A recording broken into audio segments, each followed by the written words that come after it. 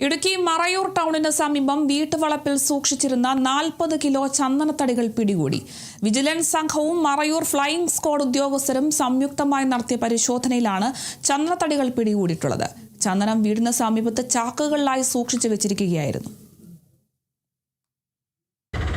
Vigilance സംഘവും Marayur flying squad ഉദ്യോഗസ്ഥരും നടത്തിയ പരിശോധനയിൽ മറയൂർ ടൗണിന് സമീപം വീട്ടുവളപ്പിൽ സൂക്ഷിച്ചിരുന്ന 40 കിലോ ചന്ദനത്തടികൾ പിടികൂടി.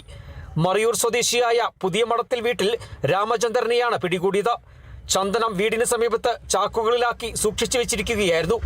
വിജിലൻസ് ഉദ്യോഗസ്ഥർക്ക് ലഭിച്ച രഹസ്യ വിവരത്തെ തുടർന്ന് Munnar vigilance flying squad range ഉദ്യോഗസ്ഥരുടെ പരിശോധനയിലാണ് ചന്ദനം കണ്ടെടുത്തത്. പ്രതിയെ ഫ്ലൈയിംഗ് സ്ക്വാഡ് മറയൂർ ഓഫീസിലെത്തിച്ച് മൊഴി രേഖപ്പെടുത്തി.